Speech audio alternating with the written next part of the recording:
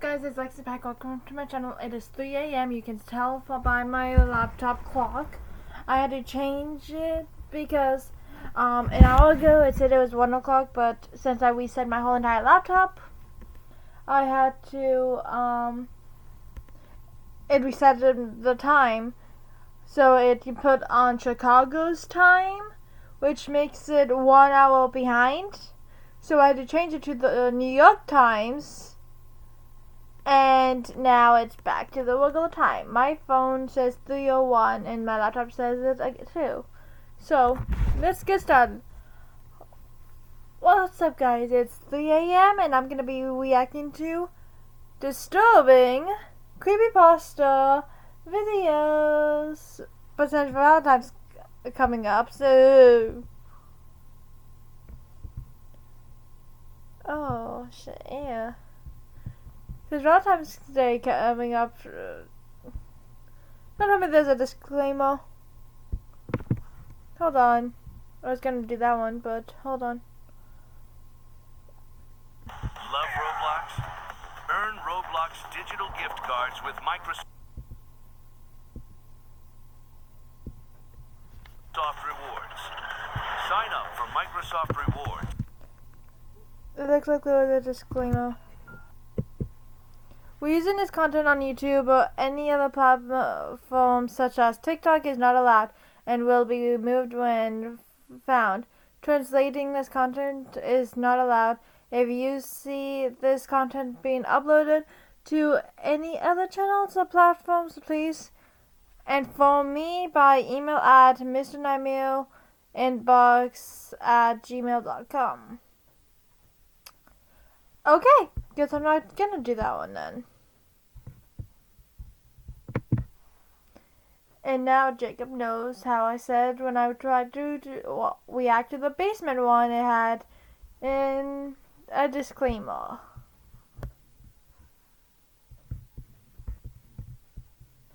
Oh, ghost eyes. Anything creepy.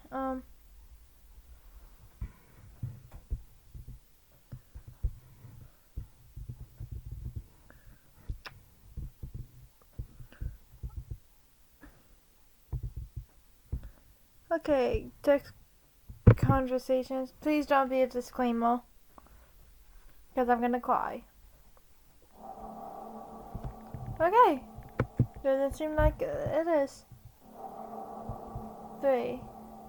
On March 4th, 2022, these were the texts 21-year-old college student Gavin received after getting home from a night out with friends.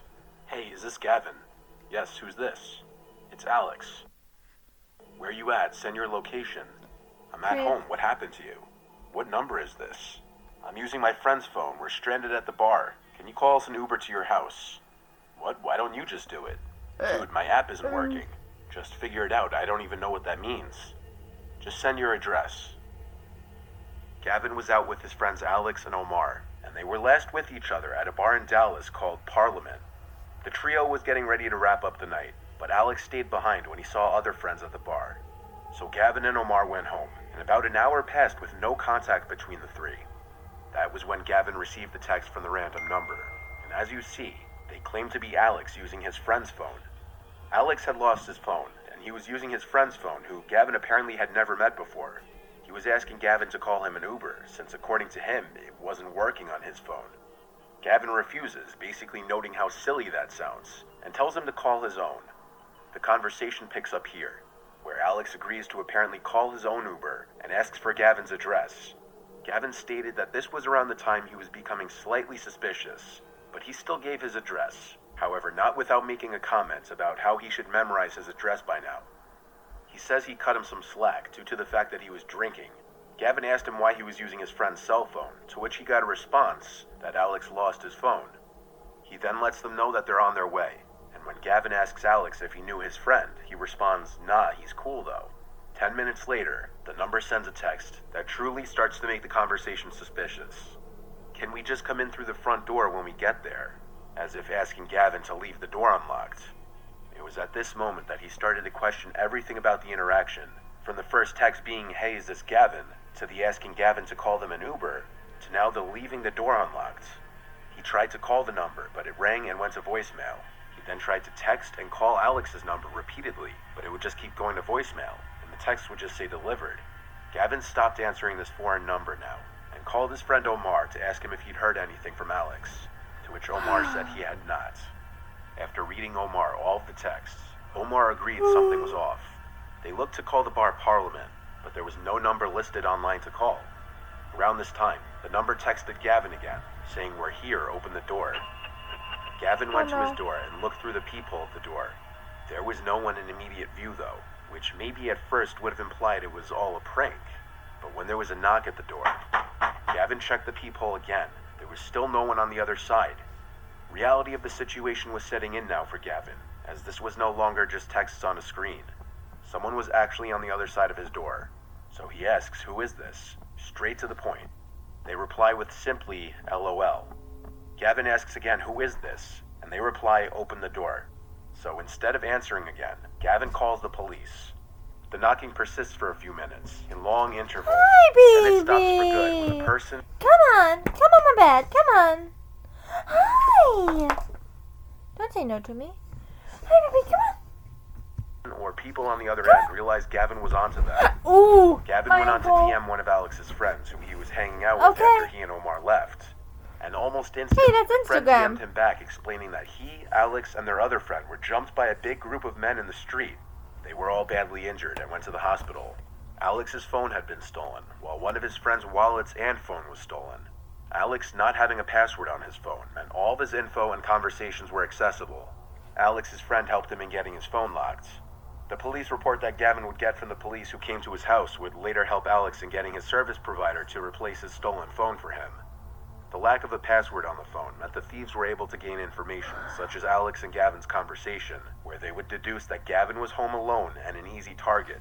So if Gavin didn't catch on to the suspicious situation, he may have been opening his door to 2 or more people ready to attack him too and rob his house. The phone number that was being used to text Gavin turned out to be another stolen phone, therefore didn't help in finding the thief. The case regarding finding the thieves and assaulters remains open. Artopia's build mode is honestly amazing. Everything feels really intuitive and you can move around easily, place items smoothly, and build pretty much anything you can dream. So, Anastasia, story 2. These texts were received by an anonymous viewer from his dad's ex-girlfriend, who will be named Kathy for the purpose of this recounting. The viewer will be called Rob. The reason Rob's dad ended things with Kathy was because of her increasingly erratic and delusional tendencies. Her mental health was declining for unknown reasons. Rob's dad was dating Kathy for about half a year, and Rob's grandparents both passed away during that time.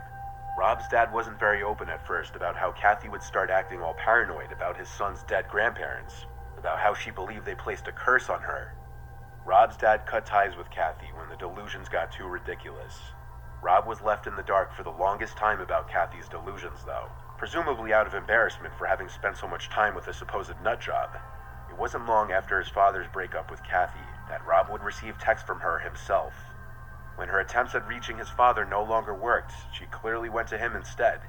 Kathy texted Rob, "Hello, sweetie, I need your help." Rob replied with, "What? What's up?" "Your father's parents put a curse on me. I need you to tell me the cemetery and plot number they were buried at." "What do you mean they put a curse on you?" "I keep hearing their voices and having bad premonitions. I know it sounds crazy, but I need it to stop." Of course, being told by somebody that they were hearing your dead grandparents' voices would be a clear indication that the person is completely unhinged. What do you mean? My grandpa died when I was 6, and I heard him call my name while I was in the middle school upstairs in the 6th grade wing, but no one was there. And then years later, I found out what a mimic is. So it turns out that a mimic was mimicking my dead grandfather. So Rob went to show his dad the texts. His dad laughed and told him to just ignore her. Rob says that instead of blocking her, though, he just let her continue to text him to see how crazy her text would get. She followed up later that night with, "I need to exhume their grave. If you help me out, I will sleep with you. I know you've always checked me out whenever I was in your dad's house." Rob still didn't answer, and the next day, her text got a little more graphic. Rob showed these texts to his dad, and this time his Oh, dad was not shit! amused. Yes, I am blowing that word out. But the rest of the conversation is I keep hearing the voices and having bad premonitions. Don't know what that is. I know it sounds crazy, but I need it to stop. I need to whatever the graves. If you help me, I'll sleep with you. Ew. Well, at least it didn't say I'll F you. That would have been disgusting. I know you've always checked me out whenever I was in your dad's house. And I'm not reading that one. Hey, August 10th! That was when I was conceived. That's what TikTok says. There's this filter that asks when were you conceived, and it said August 10th because my birthday's May 10th. So, September 10th, October 10th, November 10th, December 10th, January 10th, February 10th, March 10th, April 10th, that is 8 months, and then May 10th, which my birthday's on Mother's. Sorry, Caesars. What was I saying? Fuck. Yeah, my birthday's this time's on Mother's Day, which is on a Sunday, so yay. More graphic. Rob showed these texts to his dad, and this time his dad was not amused. He called Kathy and screamed that he would be getting a restraining order if she didn't stop. When he hung up, she kept trying to call until he ended up blocking her number. That same night, while Rob's dad was asleep, Rob was still in his den watching a show when he heard the doorknob jiggling. He went to look through the glass atop the door and saw Kathy fiddling with a knife in the key slot of the doorknob. She looked up at him and through the glass and started pleading with him to let her in. Rob called for his dad, and she started to scream no. When his dad came to the door, he screamed at her and then went to call the cops. Kathy would scream back constant obscenities and threats, waving her knife in the air. She didn't leave, and police arrived to her still at the door with knife in hand. Based on her coming to their house with a weapon and not leaving when asked, she was arrested, and Rob's dad filed for a restraining order against her. Clearly, Kathy was more than just delusional and was starting to suffer from some sort of mental illness, such as paranoid disorder. This does not That's schizophrenia. My mother has it. mean she wasn't a danger to others, though, as well as herself, Oh, well, my evident mom by is. the knife she brought to their house and attempting to break into their house. Luckily, no one was hurt.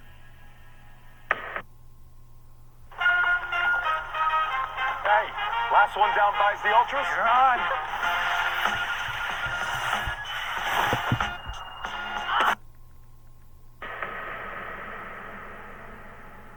An 18-year-old girl named Leanna, living in Hoboken, New Jersey, was at a local bar with her friend on a Saturday. That's when she got a notification that someone was trying to send her a message on Instagram. Usually people disregard these message requests, as they're messages from people you don't follow back on Instagram. In a girl's shoes, those message requests are 9 times out of 10 men sending them flirtatious and often creepy messages. A lot of people don't ever check these messages, but sometimes when you get that notification that someone sent you a message request, curiosity gets the better of you.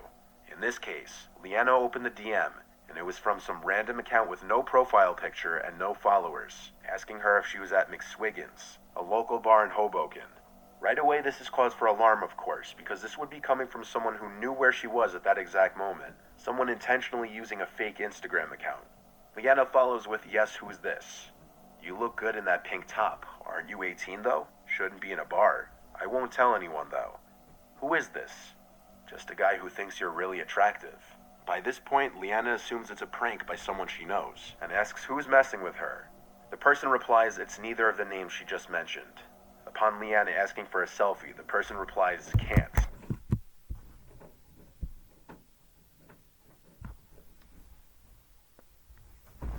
Hold on, I need to deal with something.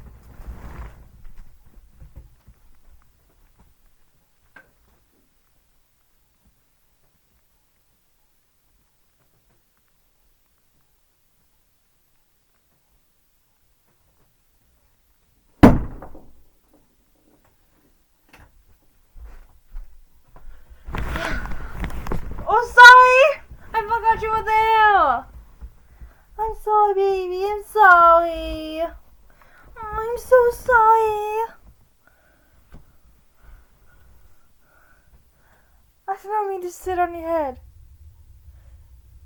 I'm sorry. I sat on my dog's head on accident because I forgot he was right there.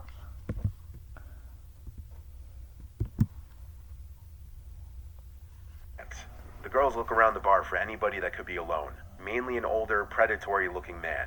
They saw a few men that appeared to be alone sitting at the bar. None of them were eyeing the girls, though. That's when she says, "Okay, bye, we're leaving." Moderately uncomfortable, the two girls leave the crowded bar and start walking. They go to another bar nearby, which is far less crowded than the first. They sit at the bar and order a few drinks, looking for young guys to talk to. When Leanna's phone vibrates again, and she gets another creepy message from the person. It said, "This is my favorite bar, good choice." Leanna shows her friend the message, and then the two start looking around the bar for someone who could be sending the messages. And as if he was looking to be found out, Leanna saw a man sitting on the bar stool closest to the door, looking at her with a blank, wide-eyed expression. She says the best way she could describe his appearance was the killer from the movie The Lovely Bones, mainly because of his glasses, hair, and mustache. They made extended eye contact, to the point that it seemed the man was outwardly trying to be creepy, making it obvious who he was. The girls asked the bartender for help. They showed him the DM she was getting and then pointed at the man, who, in response to being pointed at, started looking around the room, in any direction but towards the girls. The bartender went over and told the guy in a loud, commanding voice to leave the bar without question, threatening to kick his ass if he didn't leave the girls alone. The man left the establishment, surely feeling at least some sense of embarrassment, as anyone would. Leanna and her friends stayed at the bar for about half an hour, only to avoid running into the man outside. But Leanna says their mood to stay out was gone after that creepy encounter, and they just wanted to know who that was, or how he knew Leanna and where she was at that moment. When the girls left, they began walking home. They were on 2nd Street, a quiet one-way road, especially at the hour they were walking. They were being mindful of their surroundings, making sure they weren't being followed. But even when you think you're aware of your surroundings, the unexpected can always happen. Leanna and her friend heard running footsteps from behind them out of the blue, and there was no time to react before the man grabs Leanna with one arm around her face and mouth and the other around her waist. He picked her up as she tried to scream and fight, and of course her friend did the screaming for her, and continued to hit at the man. The commotion caught the attention of people from around the corner, and a few people came to the scene. The man released his grip from the girl and walked away quickly. Nobody went after the man. The girls called the police there on the spot. Leanna showed the police the DMs, and 2 witnesses backed up their story as well. A police report was made and a case was opened to find the man in question. Leanna would speak to detectives at her home a few days later, who gathered all the information she could give. They would later use the surveillance footage from the 2 bars, but the police have not yet been able to match the man seen in the footage to anybody. As a precaution, she still has her Instagram disabled to this day. If someone is dedicated enough, they can find someone through their Instagram by keeping track of what places they go to in their pictures, what school they go to, and who they associate with. That's why it often is a good idea to keep your Instagram private.